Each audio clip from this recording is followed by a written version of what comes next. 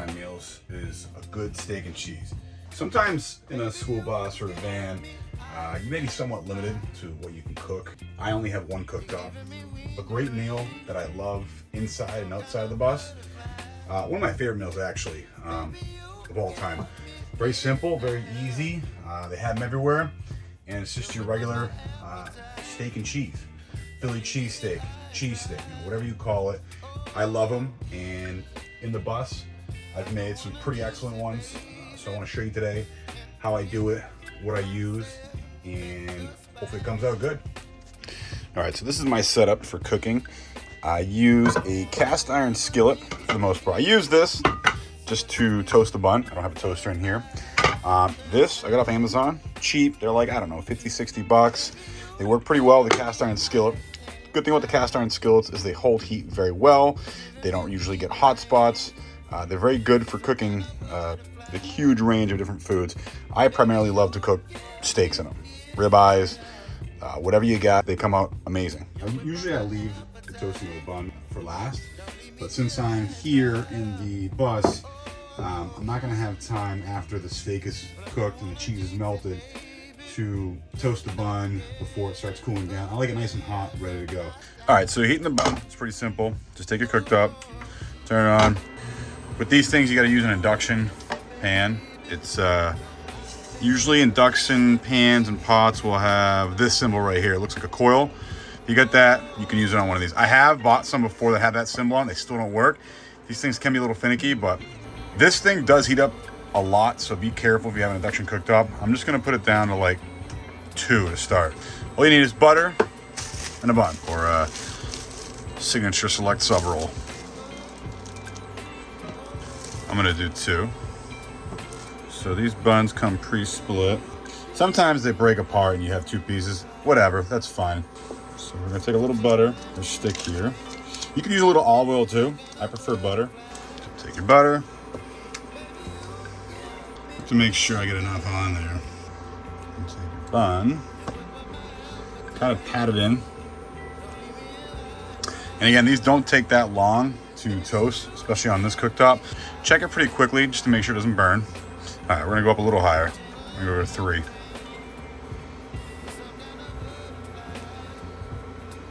Toast a little bit.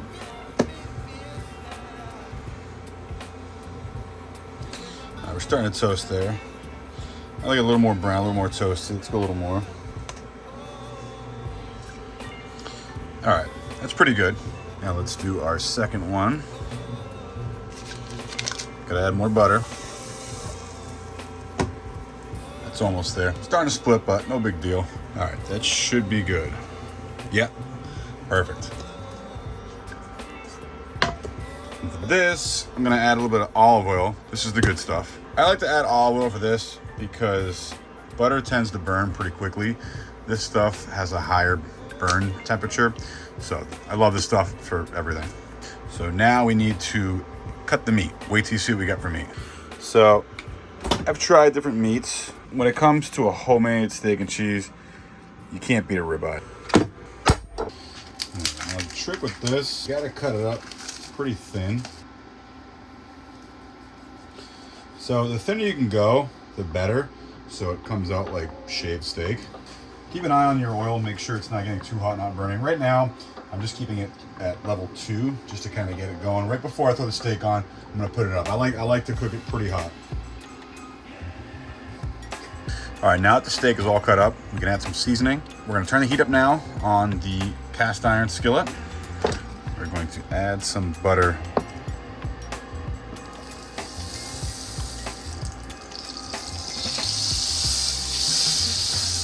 For seasonings, I keep it pretty simple. Black pepper and just regular salt. This is just whatever, any salt's fine. I'll sprinkle a little on right now.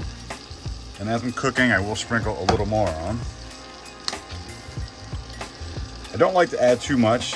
I think salt and pepper is all you need for a good steak. All right, bus is at a little bit of an angle right here, so it's all going on one side. So I'm just gonna flip it around. Now, butter's nice and brown. It's not burned. Let's add the steak.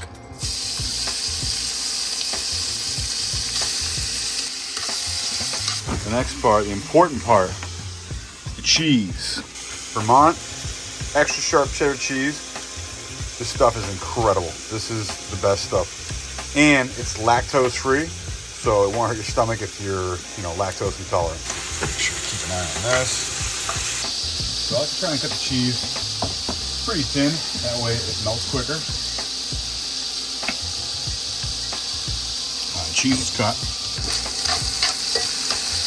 Some people might say this is almost a crime to do this to a good ribeye, but once this is done, you'll see why. Split it into two, we're making 2 subs, and add your cheese.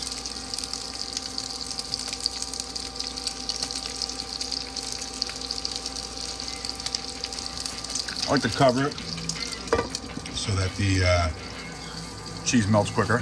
Now, while the cheese is melting, I like to add a little bit of mayonnaise.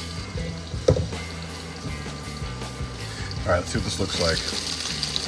Getting there. I'd say we're just about melted now.